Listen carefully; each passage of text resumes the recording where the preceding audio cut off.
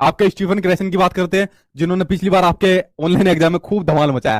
ठीक है, तो देखो स्टीफन क्रेसन के बारे में जो जो मेन चीज आपको पढ़नी है उनके बारे में एक एक करके बात कर लेते हैं। स्टीफन क्रेसन आपके अमेरिका के अंदर आपके भाषाविद थे, जिन्होंने दिया था आपका सेकंड लैंग्वेज एक्विजिशन का आपका कंसेप्ट, यानी सेकंड लैंग्वेज एक्विजिशन का आपका सिद्धांत दिया था, यानी कि आपका द्वितीय भाषा अर्जन का। ठीक है, यानी द्वितीय भाषा अर्जन का आपका सिद्धांत दिया था कि जो बच्चा होता है वो अपनी दूसरी भाषा को भी एक्वायर कर लेता है, यानी कि दूसरी भाषा को भी आपका अर्जन कर लेता है। अब देखो, हम जो अपनी पहली भाषा होती है, हम अपनी पहली भाषा को तो अर्जन कर लेते हैं। जैसे हमारी जो पहली भाषा होती है हमारी मातृभाषा होती है। जैसे हमारी पहली मातृभाषा कौन सी है? हमारी पहली मातृभाषा है हमारी हिंदी। हमारी पहली मातृभाषा कौन सी है? हमारी पहली मातृभाषा हमारी हिंदी है। तो हमने अपनी पहली मातृभाषा को एक्वायर कर लिया, उसको अर्जन कर लिया। तो ये वाली बात तो बिल्कुल सही है भाई आपकी। लेकिन स्टीफन क्रेसन ने कहा कि बच्चा अपनी दूसरी भाषा को भी एक्वायर कर लेता है। जैसे मान लो दूसरी भाषा बच्चे की है इंग्लिश है, ठीक है, दूसरी भाषा बच्चे की इंग्लिश है, तो बच्चा दूसरी भाषा को भी एक्वायर कर लेता है। भाई मान लो बच्चा यूट्यूब के अंदर लगा रहता है, या उसके दोस्त यार कुछ ऐसे हैं जो कोई इंग्लिश बहुत ज्यादा बोलते हैं, या उसकी फैमिली के अंदर कोई ऐसा मेंबर है जो इंग्लिश को बोलता है, तो बच्चा उसको अनुकरण करके, उसके साथ रहकर उसको अनुकरण करके दूसरी भाषा को भी सीख गया। तो ये वाली बात कही आपके स्टीफन क्रेसन ने कि बच्चा जो दूसरी भाषा होती है, चाहे कोई भी दूसरी भाषा हो, तो उसको भी एक्वायर कर लेता है। तो आपका सेकंड लैंग्वेज एक्विजिशन का जो आपका सिद्धांत था वो आपके स्टीफन क्रेसन ने दिया। तो पहली भाषा को तो बच्चा एक्वायर कर ही लेता है जैसे अपनी मातृभाषा है, लेकिन दूसरी भाषा को भी बच्चा एक्वायर कर लेता है। ये वाली बात आपके स्टीफन क्रेसन ने कही। तो दूसरी भाषा को भी जो बच्चा एक्वायर कर लेता है, अर्जित कर लेता है, इसके लिए उन्होंने 5 परिकल्पनाएं दी, 5 हाइपोथेसिस दिए। और इन 5 परिकल्पनाओं में आपको सबसे महत्वपूर्ण जो पढ़नी है उसके ऊपर अब आपको बताता हूं। ठीक है, तो देखिए 5 परिकल्पनाओं में इन्होंने जो अपनी 5 परिकल्पनाएं दी उसके बारे में एक एक करके नजर डालते हैं।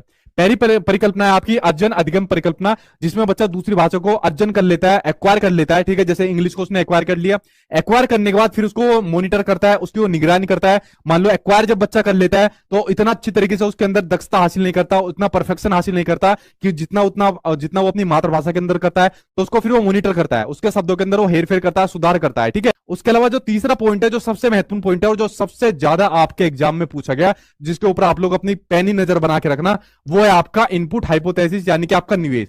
कि बच्चों को ऐसे निवेश, बच्चों को ऐसे इनपुट दिए जाए जो आपके बोधगम्य आपके निवेश हो। कैसे? आपके बोधगम्य निवेश हो, जो बात मैंने आपको शुरुआत में बताई। अब बच्चा दूसरी भाषा को भी एक्वायर कर लेता है, दूसरी भाषा को भी उसने अर्जित कर लिया इंग्लिश को, लेकिन उसका लेवल अभी तक उतना नहीं पहुंचा जितना उसकी मातृभाषा का लेवल पहुंचा है। तो बच्चों को ऐसे भाषाई अवसर उपलब्ध कराए जाए जो उसकी क्षमता के लेवल से उसके ज्यादा हो।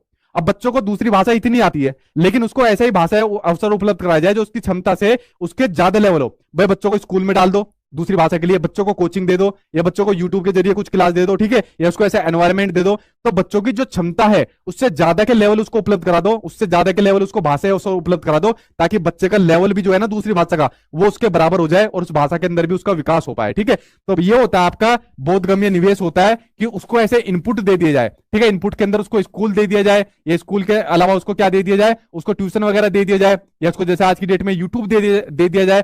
तो बच्चों को ऐसे इनपुट दिए जाए ताकि बच्चे का जो भाषाई का जो उसका क्षमता का जो लेवल है, उस क्षमता के लेवल से उसको ऐसे भाषाई अवसर दे दिया जाए ताकि उसका बच्चे की भाषा का विकास भी उसका बढ़ जाए। ठीक है, ये होता है आपका बोधगम्य निवेश होता है, यानी ऐसे बच्चों को इनपुट यानी कि निवेश दिया जाए। उसके अलावा बाकी के 2 के ऊपर भी एक बार नजर डाल लो कि बच्चे का आपका भावात्मक आपका निवेश। ठीक है, भावात्मक आपका फिल्टर, कि अगर बच्चा इमोशनली रूप से आपका कनेक्टेड होगा, वो मोटिवेटेड रहेगा, ठीक है, अपने इमोशनली रूप से कनेक्टेड रहेगा, तो किसी दूसरी भाषा को भी जल्दी अच्छी तरीके से सीख जाएगा। और जो बच्चा भाषा को सीखेगा वो एक नेचुरली ऑर्डर में सीखेगा, यानी कि एक प्राकृतिक क्रम में सीखेगा। ये नहीं अगर आप लोग उसके ऊपर प्रेशर डालोगे तो वो उस भाषा को सीखेगा, नहीं, एक प्राकृतिक क्रम से सीखेगा। जैसे उसने अपनी मातृभाषा को सीखा ऐसे ही दूसरी भाषा को भी वो अर्जित करेगा। ठीक है, तो ये कुछ इसने अपनी जो स्टीफन क्रेसन थे उन्होंने ये अपनी 5 परिकल्पनाएं दी थी।